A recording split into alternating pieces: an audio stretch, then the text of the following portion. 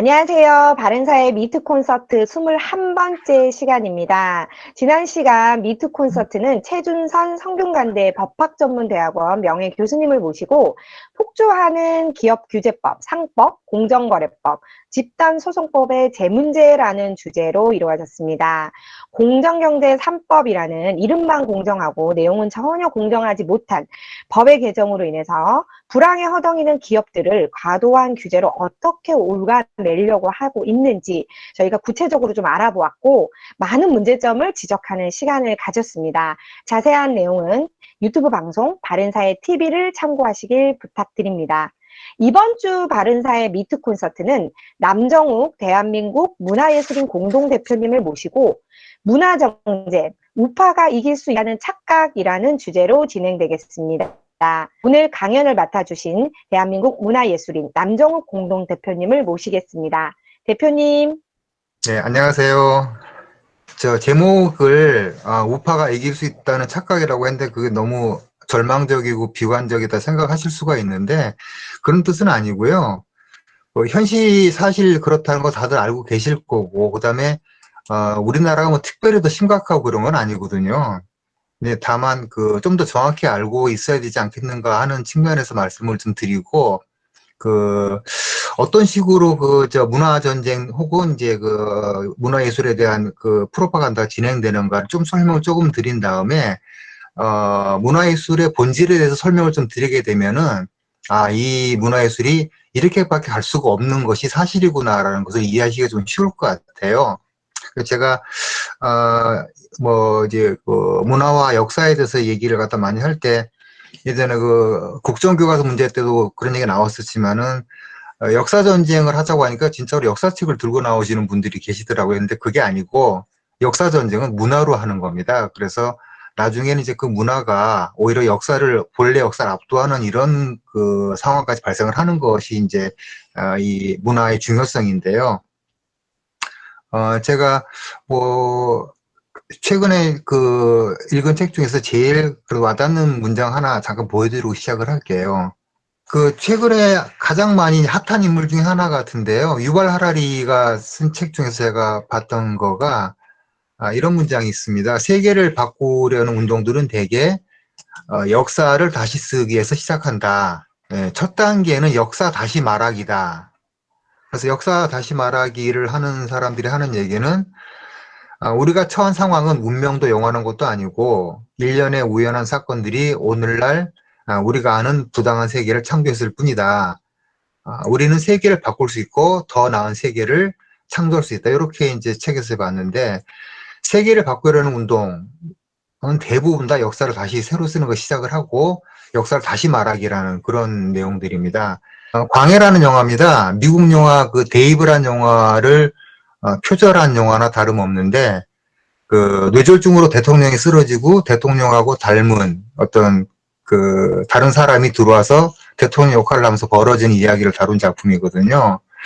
근데 광해군을 복원을 갖다가 다시 시키면서 그때 한참 신문이나 미디어 쪽에서 이 사람이 무슨 외교를 잘하는 명군이었다 이렇게 얘기를 많이 하고 그랬었는데 사실 특정한 이유 때문에 어떤 역사적 인물을 새로 발굴하는 그 일에 대해서 설명을 좀 드리려고 하는데요.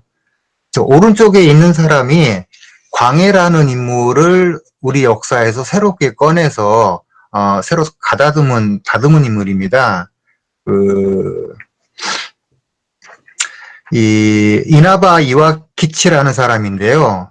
이 사람은 조선사 편수회라고 해서 일제가 조선을 점령하고 있을 당시에 그때 조선사 500년을 새롭게 쓰는 작업을 했고 나중에는 만주 건국대학 교수를 했던 사람입니다.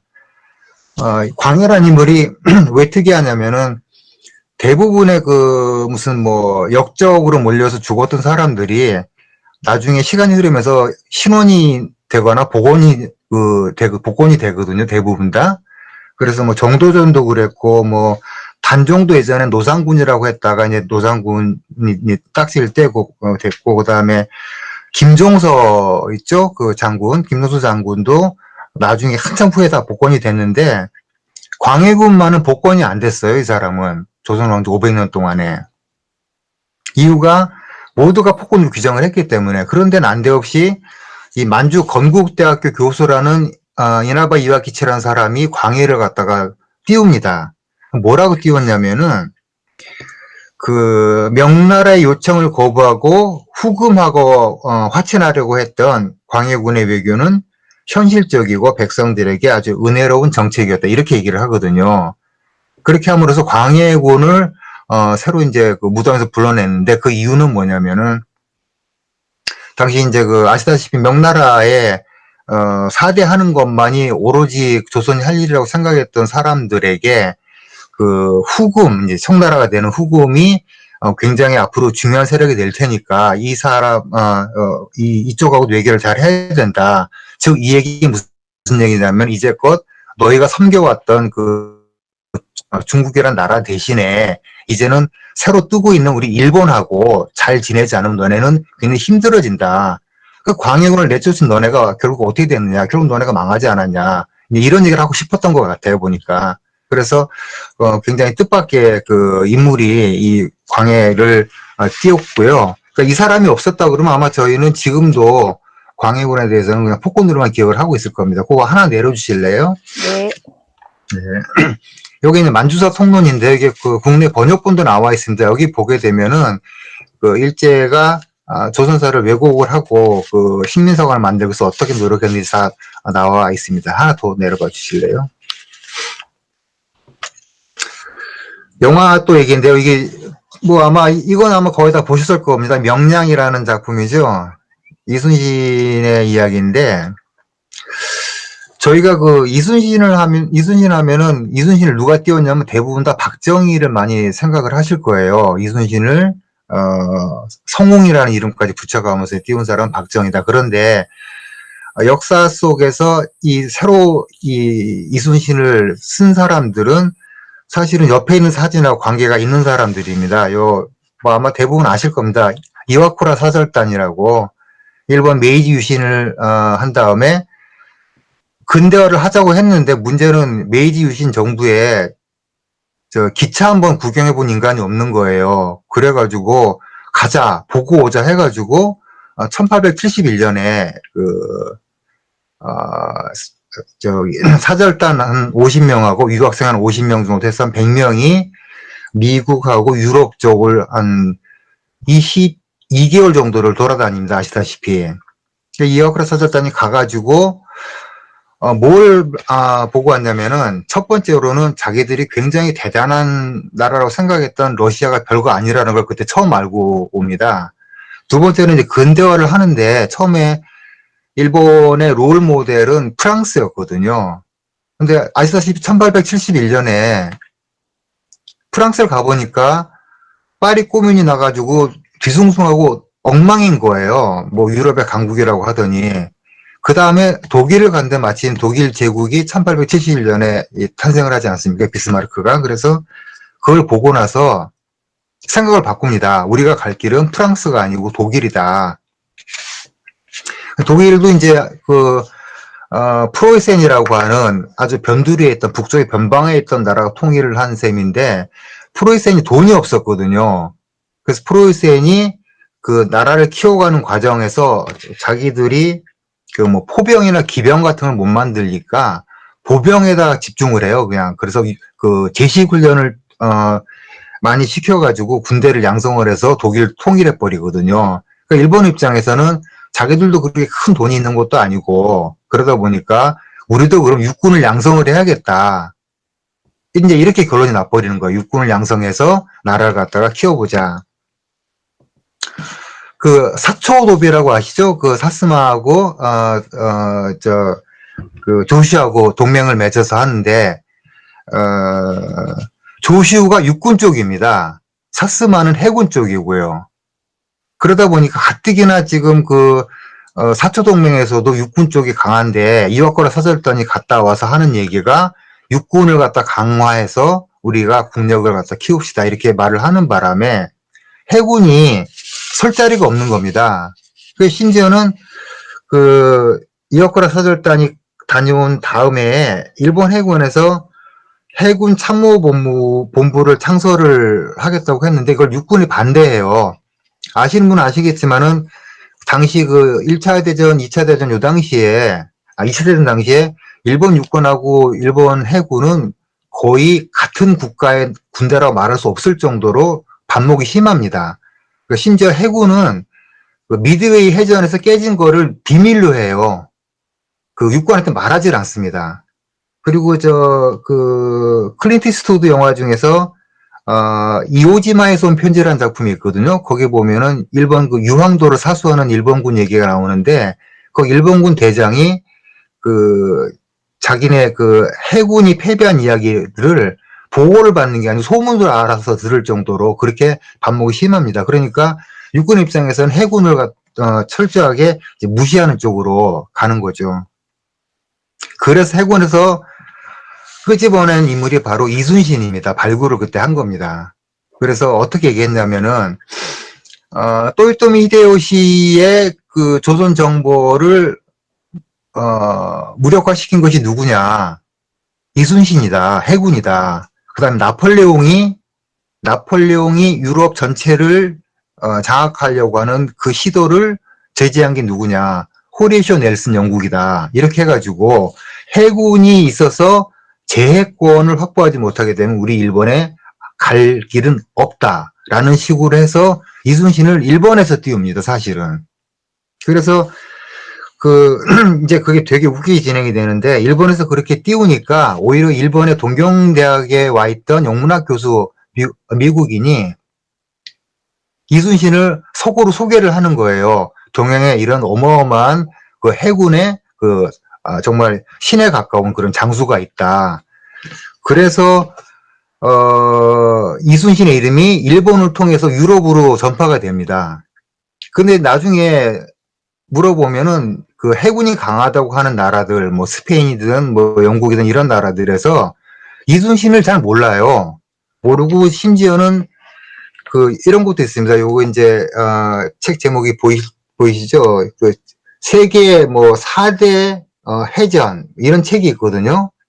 저도 예전에는 정말 이런 4대 해전이 있는 줄 알았습니다. 그게 어떤 거냐면 그 4대 해전이 예전에 고대 그리스하고 페르시아가 붙었던 살라미스 해전하고 그다음에 영국하고 스페인하고 붙었던 칼레 해전, 그다음에 영국하고 이제 프랑스가 붙었던 트라팔가, 마지막으로 한산도 대첩이 들어갑니다. 저는 이게 진짜 세계 해군 역사에서 공인된 건 줄 알았어요. 그런데 그런 건 아무도 아는 사람이 없더라. 근거도 없는 얘기고, 근데 제가 끼워 넣은 거한 얘기죠. 이런 식으로 만들어 간다는 얘기입니다. 그래서, 일단 역사를 새로 쓴다. 다시 말하기다. 그래서, 이제 광해하고 이제 명량 얘기를 조금 드렸고요.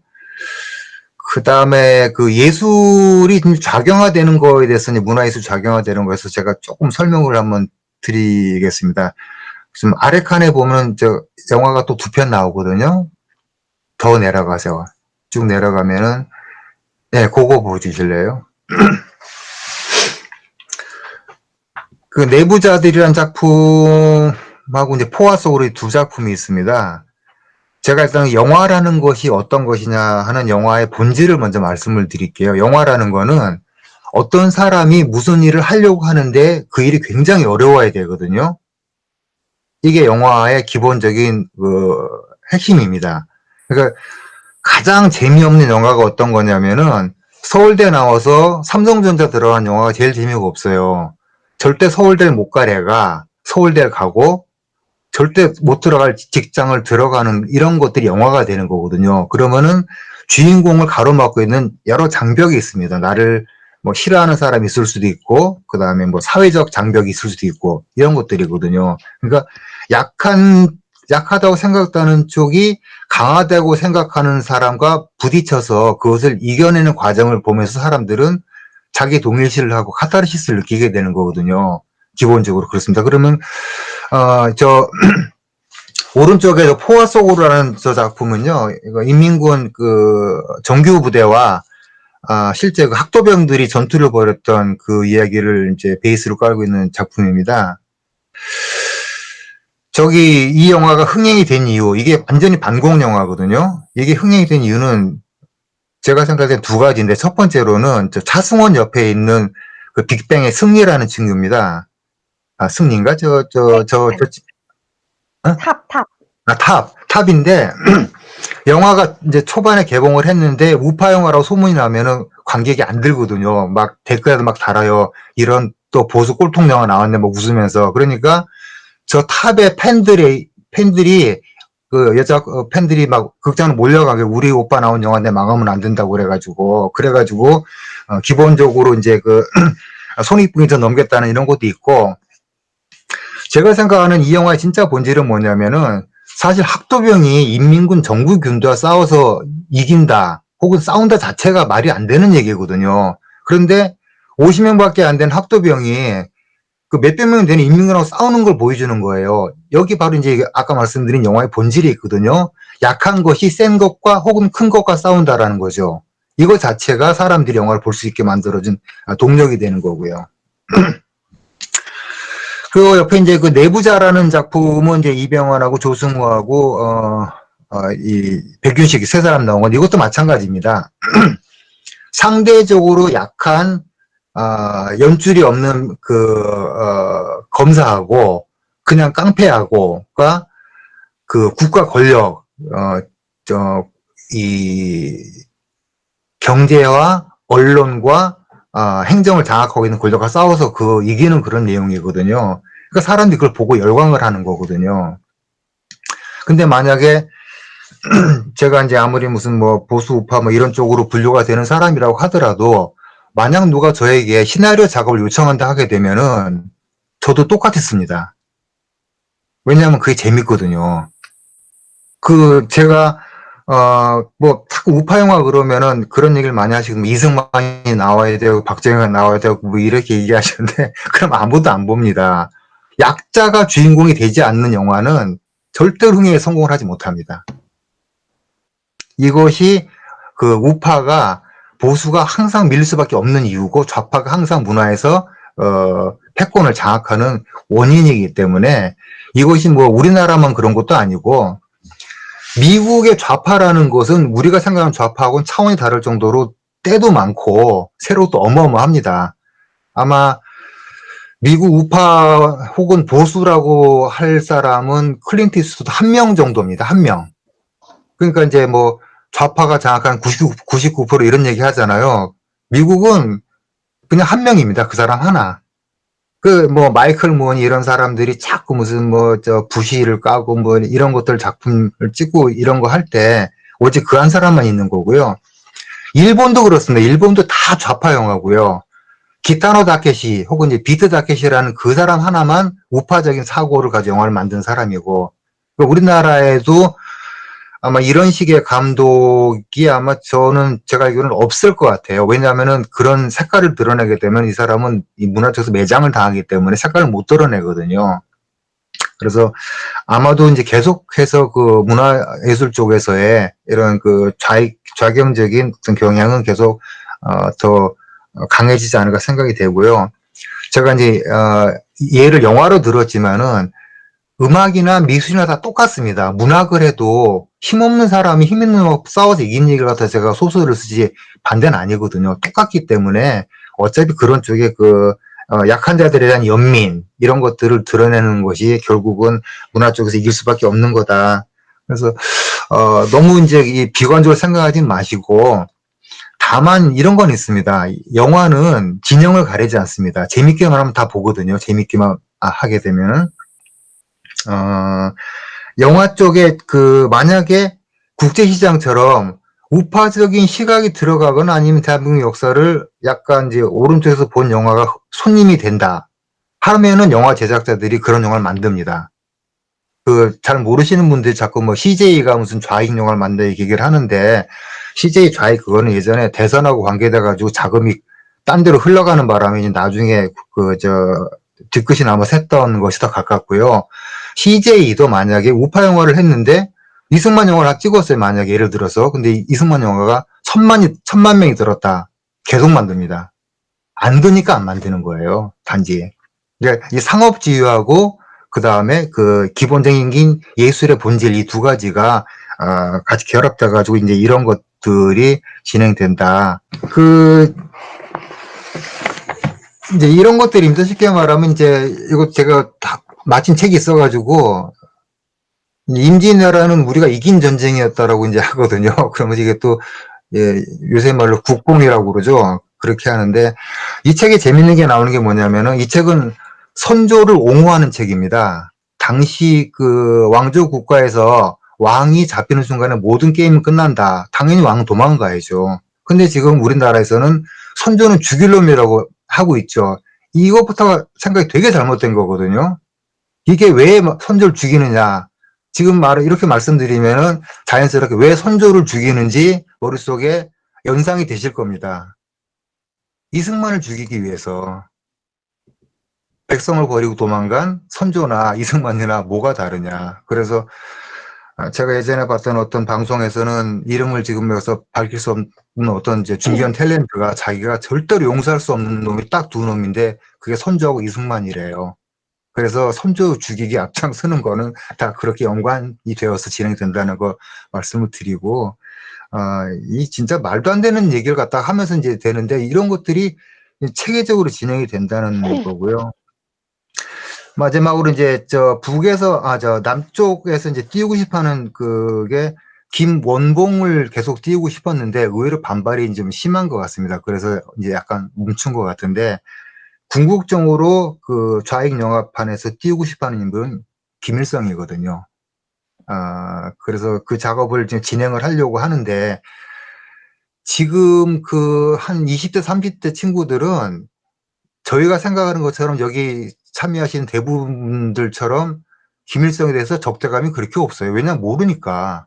그렇기 때문에 독립운동을 했던 사람이라며 이렇게 하면서 갑자기 이제 거기다가 그 이승만 갖다 붙이는 거죠. 독립운동을 했던 사람과 백성을 버리고 도망간 사람으로 구도를 만들어 버려가지고 대한민국의 시를 갖다 이렇게 아예 진짜 얘네들 흔히 많이 하는 얘기로 편하지 말아야 될 나라로 만들어가는 그런 과정이 문화를 통해서 진행이 지금 되고 있다는 사실을 이제 알아야 될 것 같고 아마 한 몇 년 사이로 그렇게 역사가 끝날 것 같습니다. 이제 문제는 뭐냐면은 이런 식으로 문화를 통해서 역사를 배우게 되면 나중에는 문화가 역사를 압도합니다. 그래서 태백산맥 소설과 태백산맥 영화가 역사적 사실을 대체하면서 그게 메인이 되고 역사적 사실은 영화나 그 소설을 보조해준 역할로 이렇게 전락하게 된다는 거죠. 사람들은 천안함에 대한 1000페이지짜리 보고서를 보고 싶어 하는 게 아니고 천안함 영화 100분짜리 영화를 보고 싶어 하거든요. 이게 스토리텔링이 무서운 점이기 때문에. 그래서 그런 식으로 인물들이 만들어지고 마지막으로 하나만 더 말씀드리고 끝낼게요. 전태일을 다룬 영화가 있었습니다. 그게 스파크라는 영어 제목으로 그랬는데 그때 누가 나왔냐면은 그 굉장히 홍경인이라고 그 배우가 전태일 역할을 나왔는데 영화 속에서 홍경인은 어떠냐면 굉장히 사려 깊고 그리고 조심스럽고 이런 이미지로 나오거든요. 근데 제가 책 쓸 일이 있어가지고 동대문 시장에 다니면서 이 얘기를 듣다가 전태일이 다녔던 단골 밥집 아줌마한테 얘기를 들은 게 있어요. 들었더니 얘기가 무슨 얘기냐면은 굉장히 의리가 강하고 그다음에 다혈질이고 그러니까 그 아주 고뇌하는 노동자가 아니고 약간 김보성 스타일이었다는 거죠. 근데 영화 그렇게 한번 만들어지게 되면은 이 영화의 이미지가 실제 이미지를 덮습니다. 복제되거나 만드는 이미지가 원래 이미지를 압도하는 과정으로 이렇게 진행된다는 거. 그래서 이 문화가 그렇게 중요한데 지금 제가 지금 속수무책으로 당하고 있으나 그 또한 어쩔 수 없다는 말씀을 좀 그래서 이길 수 있다는 착각이라는 것은 보편적으로 정서들이 좌경스럽 밖에 없다는 이런 것들 때문에 이제 말씀드린 거고 다만 이제 이걸 알고 접근하시는 분하고 무조건 그냥 뭐 우파도 영화 만들어야 돼 이렇게 떠드는 거하고는 다른 문제이기 때문에 오늘 좀 본질적인 얘기를 좀 말씀드리기 위해서 이렇게 좀 꾸며봤습니다. 이걸로 마치도록 하겠습니다. 선생님 너무 감사드립니다. 이 영화나 저희가 실제로 봤던 그런 영화나 문학 작품 같은 것들을 통해 가지고 문화가 역사를 어떤 식으로 왜곡을 하는지 좀 설명을 해주셨는데 봤던 영화들이고 생각이 나다 보니까 좀 더 많이 재밌게 잘 들었습니다. 선생님 감사드리고요. 다음은 지정 토론으로 넘어가도록 하겠습니다. 오늘 지정 토론은 이서구 미디어연대 공동대표님이 해주시겠습니다. 토론은 5분으로 좀 부탁을 드리겠습니다. 이서구 대표님. 제 발표를 하겠습니다. 이 커트는 지금 20컷인데, 한 컷마다 핵심적인 것만 말씀드리면서 넘어가겠습니다. 지금 오늘 문화가 주제인데, 관련되는 건 어쨌든 문화 안에는 방송, 언론이 다 포함되니까, 그 이야기를 조금 드리겠습니다. 주로 현황 중심이겠습니다. 지금, 아까 이 문화도 속성이 이 우파가 분리할 수밖에 없다. 그런데 이 지금 방송 미디어, 언론 미디어도 이쪽 좌파가 또는 진보 쪽이 일찌감치 인터넷에 대한 어떤 관심과 그 다음에 인터넷 미디어를 활성화시키는 이쪽에 나와서 장악을 해버린 겁니다. 그래서 지금 보면 우리나라가 인터넷과 스마트폰과 소셜 미디어의 세계 사실상의 1위입니다. 이 정도로 우리나라가 발달이 되어 있다. 그거 하나 말씀드리고, 그 다음요. 그리고 그것으로 많이 이용하는 게 신문 잡지 등 뉴스 읽기를 많이 한다. 이게 86.8%다. 그 다음 장이요. 그리고 온라인을 통해서 동영상을 시청할 때는 지금 유튜브를 지금은 많이 이용한다. 이렇게 우리가 볼 수 있고요. 다음 장. 그 다음에 주요 동영상만 놓고 볼 때 시청은 예능을 많이 하고, 그 다음이 영화고 드라마다. 아까 우리 김정욱 교수님 설명한 영화, 문화 이쪽을 동영상에서는 많이 한다. 이런 현황들. 다음 장이요. 그 다음에 지금 우리가 넷플릭스, 이게 영화를 인터넷으로 통해서 보내주는 것이죠. 그래서 넷플릭스가 지금 세계 시장은 물론이고 우리나라에서도 지금 시장을, 동영상 시장은 장악을 거의 했다고 보여집니다. 네네. 그 다음이요. 그 다음에 이제 제가 좀 말씀드릴 이 언론 분야입니다. 우리가 뉴스라든지 시사 정보를 이용하는 매체가 어디냐? 텔레비전이 53.2%, 그 다음에 인터넷 포털이 39.1%, 국민의 거의 100명 중에 94명이 텔레비전과 포털을 통해서 뉴스와 시사 정보를 이용한다. 지금 이런 세상이 됐다. 옆에 그 종이신문은 1.8%, 그러니까 텔레비전과 포털로 우리는 뉴스와 시사를 본다. 그 다음 장이요. 그 다음에 요건 글자가 약간 작은데, 그러면 포털 중에서, 어디를 많이 통해서 보느냐라고 하니까 네이버가, 포털로 뉴스를 보느냐 하는 게 국민의 73.6%가 포털로 뉴스를 본다라고 이야기했고, 그 다음 포털별로는 네이버가 67%, 다음이 14%, 그 다음에 구글이 3.6%. 네이버가 압도적으로 많다. 그 다음 장이요. 그리고 오른쪽에, 그럼 이 포털을 언론으로 봐야 되느냐? 지금 포털은 언론법에 적용을 받지 않습니다. 그래서 여러 가지 의무라든지, 그러니까 책임을 지는 이런 부분들에서 빠져 있습니다. 그러나 국민들은 여기 64.2%가 포털을 언론으로 본다.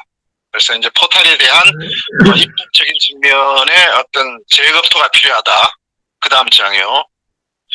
그리고 이렇게 인터넷 매체를 특히 노무현 정부에서 활성화시키면서 어쨌든 언론 자유 지수는 우리나라가 아시아 국가 중에서 1위로 올라가 있습니다.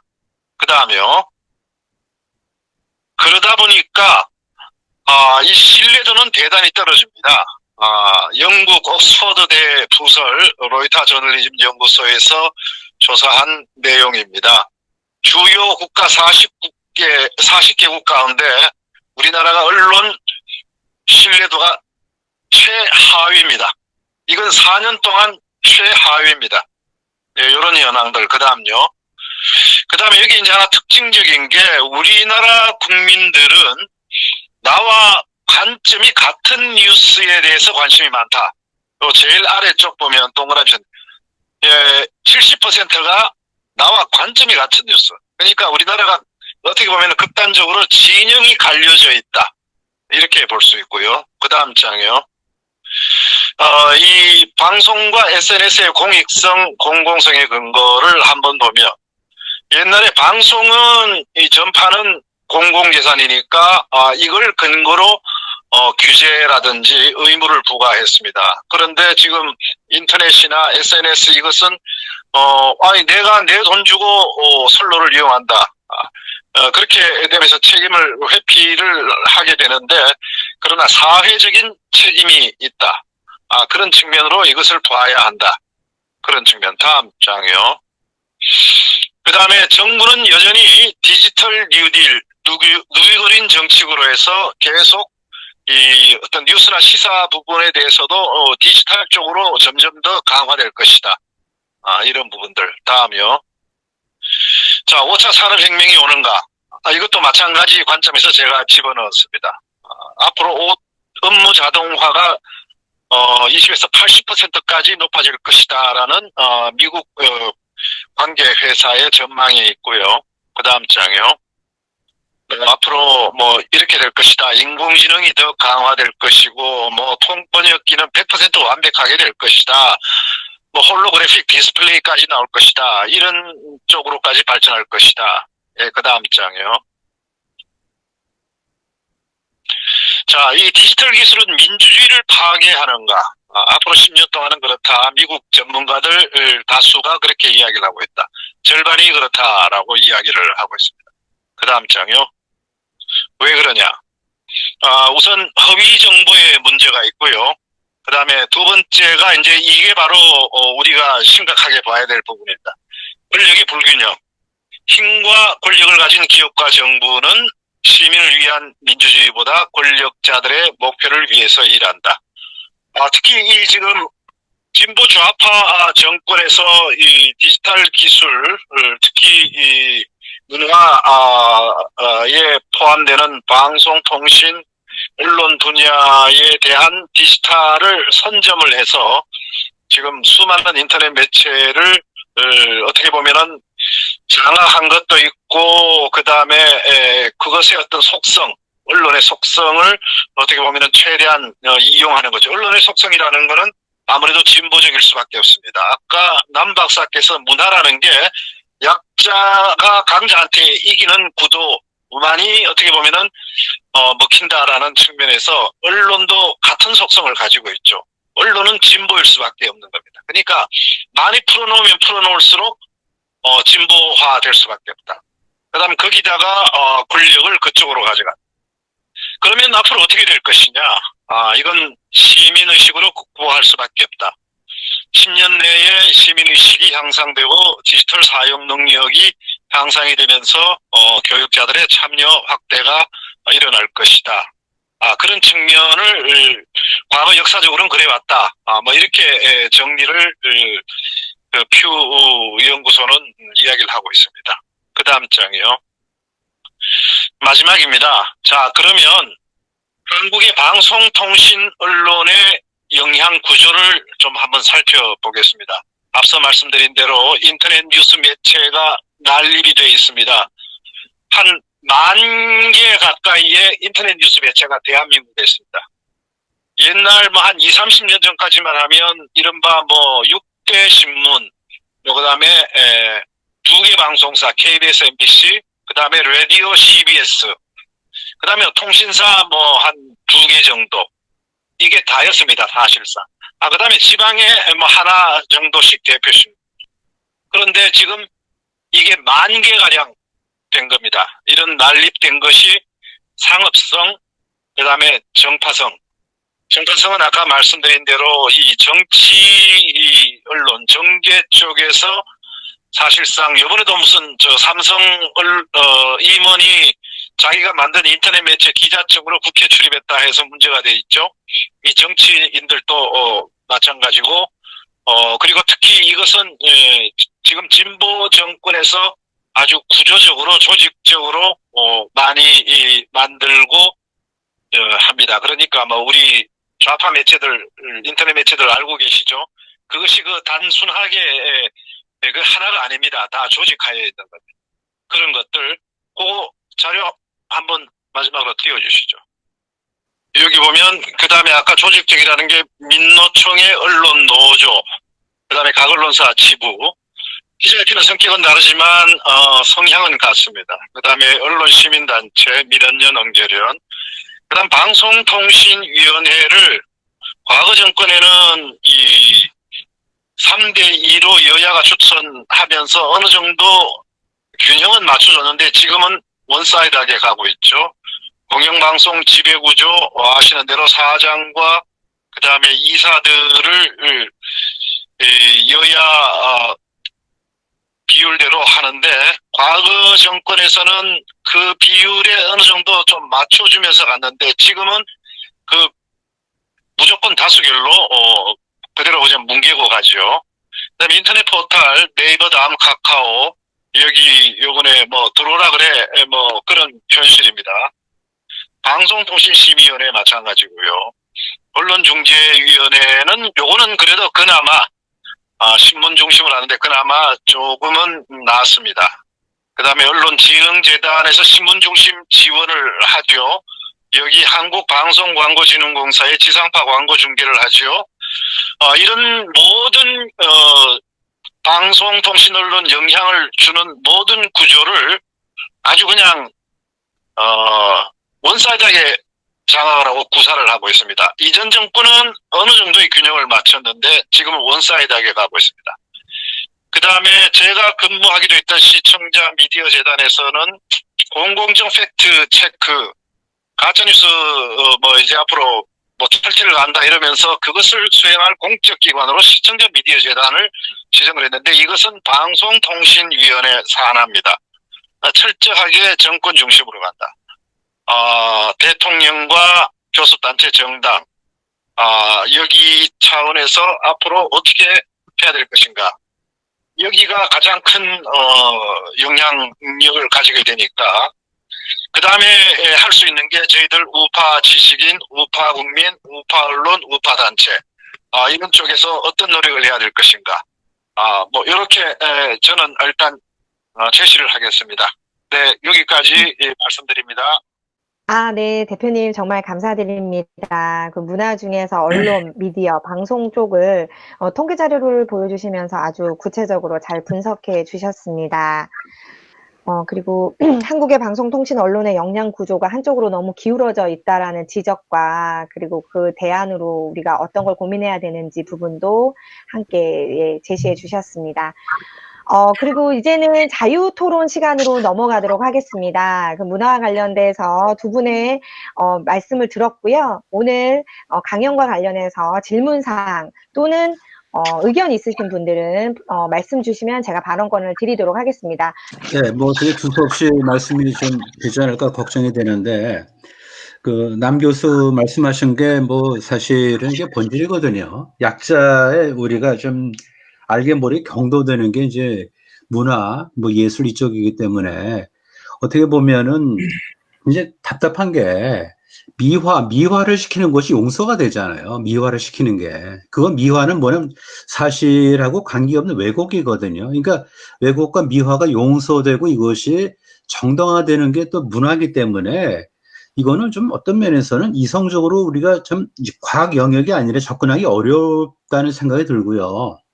그럼 우리가 뭘 해야 되냐? 좀 전략적으로 결국은 뭐냐면 약자들이 얼마나 부도덕한가를 얘기하는 것도 좋은 대안이 될 것 같아요. 그러니까 약자 인척하면서 실제로 보면은 이렇게 저렇게 뭐 일을 취하고 다른 사람들의 어떤 뭐 고통을 주는, 뭐 어떻게 보면 기생충도 좋은 예가 되는데, 그래서 우리가 할 수 있는 게 뭐냐면은 그냥 뭐 손 놓고 그냥 그렇게 할 수밖에 없다 이렇게 하는 게 아니고, 약자의 어떤 비도덕성, 도덕적 해이 이런 거를 잘 찾아갖고, 역시 스토리텔링을 갖다 뭐예요? 이거를 통해서 약자가 얼마나 그동안 보면은 고스프를 해왔나, 정상적으로 열심히 일하는 사람들의 등골을 빼먹었나, 이거를 우리 얘기를 해야 돼요.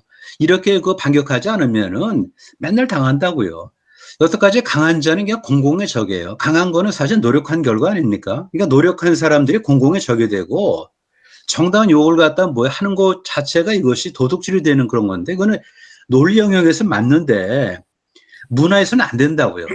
그래서 우리는 이제 좀 그야말로 봉준호 그런 스타일이 아닌 또 다른 스타일로 해서 기생충 같은 걸 좀 찾아야 되겠다 하는 게 있고, 또 하나 우리가 절대적으로 받아들여야 되는 게, 이게 문화라는 건 이거는 오락성이 있거든요. 보면요, 아주 깊은 심오한 그런 것도 있겠지만, 그래서 상업주의라는 어떤 플랫폼에 깔려서 가야 되기 때문에 상업주의에 실리지 못하면 그게 전달이 안 된다고요. 그것이 뭐 본질이건 본질의 할아버지건, 어떻게 하면 상업주의하고 잘 영합을 하는데 거기에 본질을 잘 태울 것인가, 이런 식으로 실천적으로 좀 고민을 좀 해야 될 것 같습니다.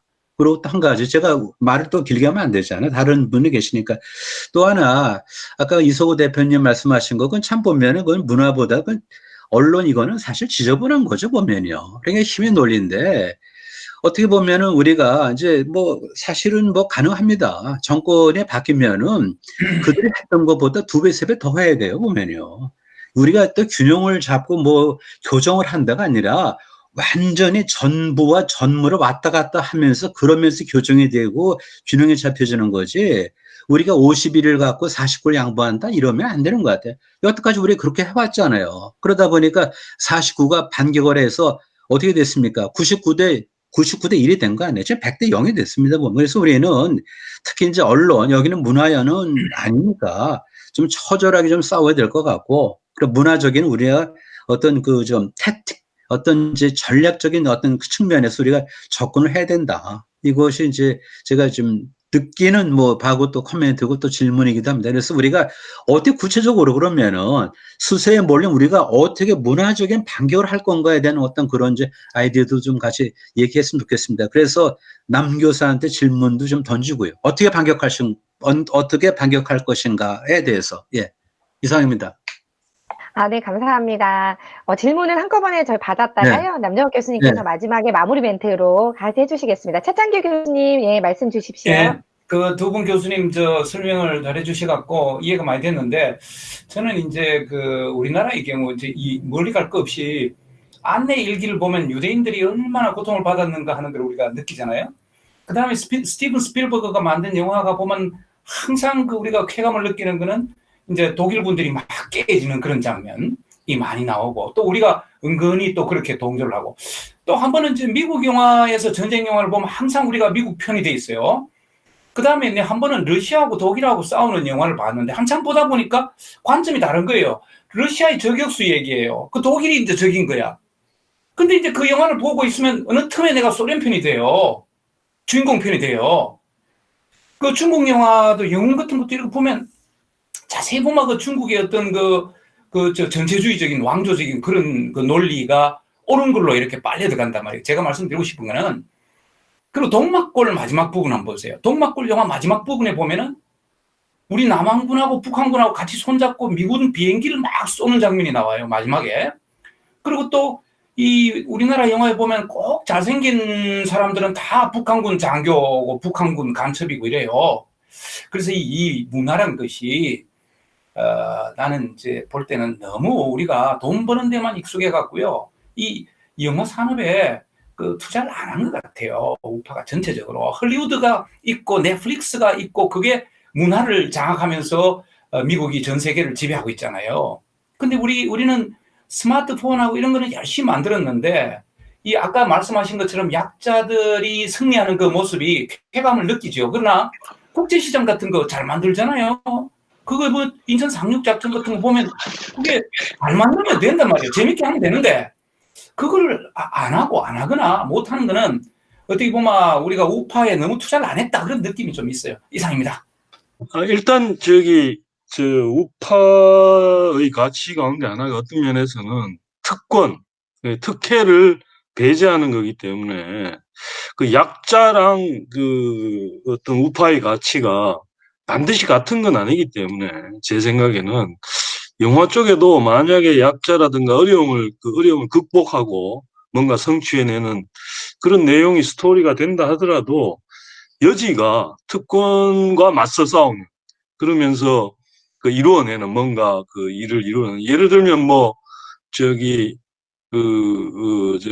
뭡니까 저 반곡물법 동맹 같은 것도 결국은 지주계급들 그 사람들의 이익을 위한 그 저기 곡물 수입 규제 같은 그런 거에 대해서 투쟁을 하고 이루어내고 어려움이 있지만 그리고 그것도 예컨대 영화로 만들어졌다 그러면 그 어느 정도 가능성이 나름대로 있지 않을까 순간적으로 그런 생각이 좀 들었습니다. 전체적으로 예를 들어서 사회 내에서도 문화 예컨대 자기가 저기 승리한 뭐 어떤 성공한 사람보다는 우리가 가장 성공한 사람을 타깃으로 자꾸 바라보기 때문에 자기는 그만큼 성공 못했기 때문에 뭔가 그거의 책임을 내가 아닌 사회로 돌리고자 하는 그런 마음이 있기 때문에 어느 정도 문화가 좌파적인 성향을 띌 수 있다. 거기엔 동의를 하지만 그래도 여전히 좀 그 우파적인 가치이면서도 동시에 흥행이 될 수 있는 여지는 여전히 남아있는 거 아닌가.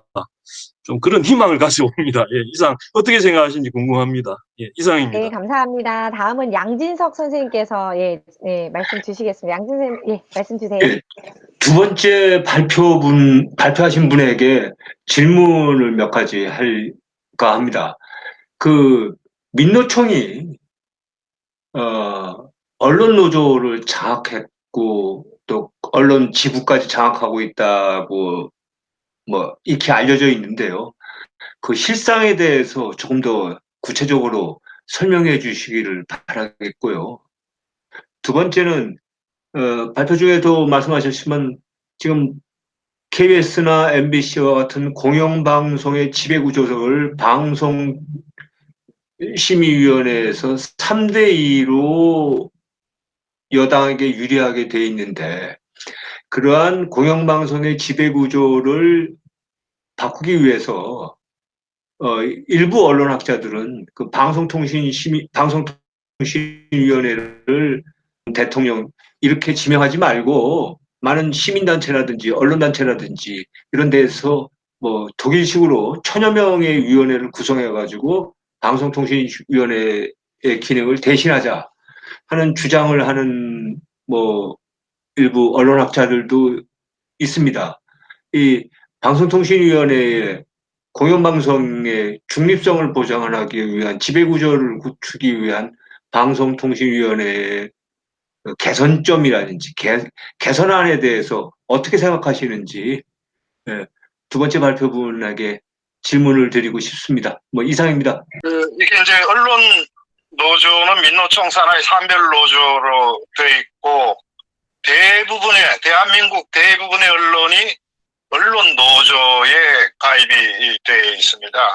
그리고 이 언론 노조라는 게 어떻게 공교롭게 언론의 진보 성향하고 어떻게 매치가 되니까 민노총의 정치적인 성향도 그냥 거기에 같이 묻어 들어가서 이렇게 지금 돼버렸습니다. 돼버려서 이 부분은 다른 뭐 특별한 방법은 없습니다. 제가 볼 때는 뭐 예를 들면 KBS가 가장 영향력이 큰 매체인데 거기에서 예를 들면 한국노총하고의 어떤 뭐 협약을 맺고 하는 이런 움직임은 있는데 뭐 그건 하나의 대안이 되지만 그는 뭐 부분적인 영향밖에 없고 언론에 대해서는 철저한 사실관계와 그 다음에 또 어떤 논리적이고 국민들이 여러 형태로 피드백을 강하게 언론에 대해서 주는 것 밖에는 다른 방법이 저는 없다고 봅니다. 현재는. 근데 언론들도 스스로 느낍니다. 지금 최근에는 논조들이 바뀌고 있습니다. 예를 들면 뭐 저쪽 그 진보 언론인 뭐 경향신문, 한겨레도 일부 한미동맹에 대해서는 필요하다라는 그런 논조가 좀 가시적으로 쓰기도 하고 뭐 이제 조금 바뀌었습니다. 그러니까 언론들이 전체적인 이 양식과 사명감을 가지는 쪽으로 뭐 국민들이 계속 뭐 인터넷 댓글이라든지 여러 형태로 압력 내지는 영향을 가할 수밖에 없고요. 그다음에 이 지배구조 부분은 방통위가 3대2 구조인데 이거는 우리 정치의 문제입니다. 여당이 야당이 되고 나면 마음이 바뀝니다. 그러니까 야당이 여당이 되면, 야당일 때는 그 구조 바꿔야 된다 그래 놓고는 여당 되면 그 구조 그대로 가져가면서 즐깁니다. 여야가 이건 똑같습니다. 그래서 이 부분은 뭐 예를 들면 지식인이라든지 또 국민들이 조금 더 여기에 관심을 가지고 언론과 함께 압박을 가하는 이 방법밖에 저는 없다고 봅니다. 그 다음에 또 하나는 혹시 다음에 우파 정권이 잡으면 이거는 정말 과감하게 정말 독립화시키는 겁니다. 이거는 다음에 제 개인적인 견해도 정권을 회복을 하면 이 부분은 반드시 바꿔야 된다. 왜?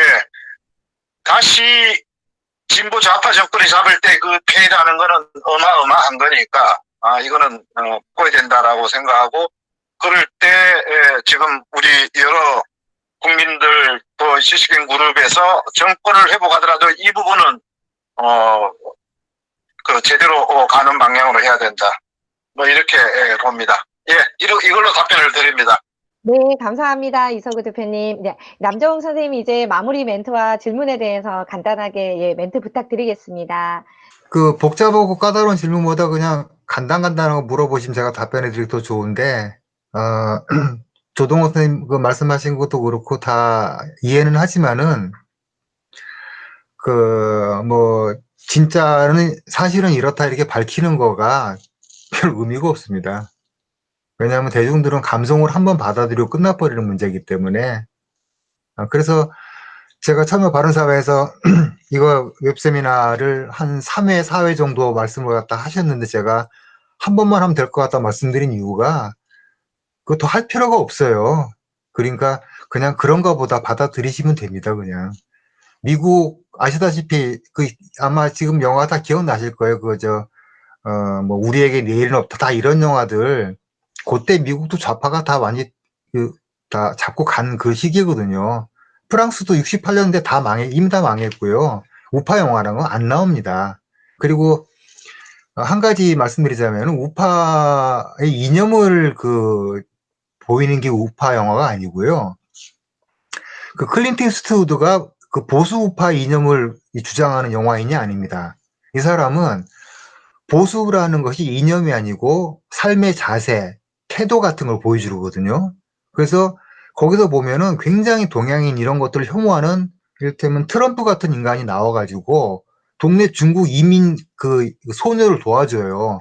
왜냐하면은 나는 저 중국 이민 소녀 너무너무 싫지만은 그렇다고 저 여자를 괴롭히는 것은 내가 용서할 수가 없다. 그런 영화를 찍거든요. 그러면서 영화를 보고 나면은 저 보수 노인들 꽤 괜찮네 라는 생각이 들게 만드는 겁니다. 그 영화가 그랜토리노라는 영화인데 한번 보시면은 보수는 이념이 아니고 자세다, 이런 거를 갖다가 보여줄 수 있다는 생각이 좀 들 것 같고요. 국제시장도 말씀하셨는데 마찬가지입니다. 국제시장도 그 주인공 황정민이 그 시대 계속해서 모습을 바꿔서 다가오는 거대한 시대와 싸우는 얘기거든요. 그 얘기도. 그러니까 어쩌다 보니 우파하고 결이 맞았을 뿐이지 이 영화도 마찬가지로 내가 이길 수 없는 가난, 전쟁 등등과 싸우는 사람 이야기입니다. 그냥. 그래서 본질상 그게 변하지 않고요. 하나만 더 알아두시면 더 좋을 것 같은 거. 좌파 영화는 왜 좋을 수밖에 없냐면은 얘네가 큰 놈하고 싸워서 이긴다, 승리한다가 항상 그 결론이 아니고요. 더 좋은 결론은 이게 있습니다. 정의롭지만 패배할 수밖에 없었던 사람들 이야기를 다룹니다. 이렇게 되면은 포괄하지 못할 소재가 없어요. 그런데 우파라고 하는 이쪽에서는 그런 걸 만들어내기가 애초부터 이론상 불가능합니다. 그러니까 다만 할 수가 있다면 이런 겁니다. 자꾸 이런 공사가 펼쳐지게 되면은 이른바 우파 혹은 보수라는 분들조차도 흔들릴 수가 있거든요. 집토끼 단속용으로, 그 다음에 집에서 키우는 애가 난데없이 아빠 6.25가 북한이 침망가 남한 침망 이런 거 같은 물어보지 않게 그래서 우파 집안에서나 우파 자식이 계속 나오기나 하게 걔네들이나 보여줄 만한 콘텐츠가 좀 작게 만들어서 그거나 좀 보여주고 이렇게 해서 숫자나 줄지 말자. 이것이 솔직한 제 심정이고요. 그리고 더 강력한 발언이 한 2개 더 있는데 이 자리는 왠지 그렇게까지 말할 수 없는 자리인 것 같고 아마 이심전심다 생각하실 것 같아가지고 다음에 정권을 잡게 되면 어떻게 해야 되는지는 아마 다 마음속에 생각들이 있으실 거고 거의 동의하실 거라고 생각이 됩니다. 너무 아쉬운 자리지만은 뭐 간단한 답변 요 정도 드리고 또 기회가 또 생기면은 또 얘기 나눌 수 있는 그런 자리였으면 좋겠습니다. 감사합니다. 선생님 너무 감사드립니다. 오늘 굉장히 좋은 주제로 재미있게 다가와 주셨는데요. 저희 그 질문이나 또 의견 주신 선생님들은 우파가 그래도 이길 수 있다는 약간의 희망적인 메시지를 기대하신 게 아닌가라는 그런 생각을 한번 해봤습니다. 네, 오늘 너무 강연 감사드리고요. 오늘 함께 해주신 분들께도 너무 감사드립니다. 다음 강연에 대해서 잠깐 안내해드리고 마치도록 하겠습니다. 다음 강연에 대해서 안내해드리겠습니다. 다음 주 강연은 1일 수요일 9시 30분 같은 시간입니다. 명지대학교 조동근 명예교수님을 모시고 저희 경제민주화의 허상과 관련된 주제로 진행될 예정입니다. 그리고 그 다음 주 28일 수요일에는 지난 시간에 저희가 공정경제 3법에 대해서 다루었는데요. 시간이 너무 촉박한 관계로 저희가 다루지 못한 주제들이 있어서 그날 토론을 맡아주셨던 한석훈 성균관대 교수님을 다시 모시고 저희가 집단소송법에 대해서는 좀 구체적으로 좀 더 알아보는 시간을 갖도록 하겠습니다. 그리고 토론을 하지 못해서 좀 아쉬웠던 분들이 많으셔서요. 그때는 강연과 함께 토론을 좀 더 많이 하는 걸로 하겠습니다. 구체적인 내용은 회원공지용 포스터를 참고해 부탁드리고요. 그리고 한 가지 더 말씀드리겠습니다. 저희 미트 콘서트 참가 신청을 저희가 이메일로 이렇게 보내드리는데요. 혹시 저희 방송을 보시고 참가 신청을 원하시는 분들이 계셔서요. 잠깐 안내해드리겠습니다. 저희 바른사의 이메일이나 유튜브에 편집된 내용에는 바른사 이메일 주소가 갈 겁니다. 그 자막으로 보시면 되고요. 010-2167-7660 저희 바른사의 핸드폰 번호이나 이쪽으로 참가 문자를 보내주셔도 됩니다. 또는 02741-7660 저희 유선 전화인데요. 그쪽으로 직접 참가 신청 전화를 주셔도 됩니다. 오늘도 저희 열심히 달려와서요. 오늘 예정 시간보다 11분 오버됐습니다. 그래도 지금 주제가 너무 재밌었고요. 오늘 함께 해주신 분들이 좀 더 많은 얘기를 할 수 있어서 더욱더 좋은 유익한 시간이었던 것 같습니다. 저희 다음 주에도 꼭 함께 해주시길 부탁드리고요. 오늘 참가해 주셔서 정말 감사드립니다. 다음 주에 또 뵙도록 하겠습니다. 감사합니다. 네, 감사합니다. 수고하셨습니다. 예, 남 교수님 말씀 잘 들었습니다. 고생하셨습니다. 남 교수님 이종호 수고하셨어요. 대표님 고생하셨습니다. 잘 들었습니다.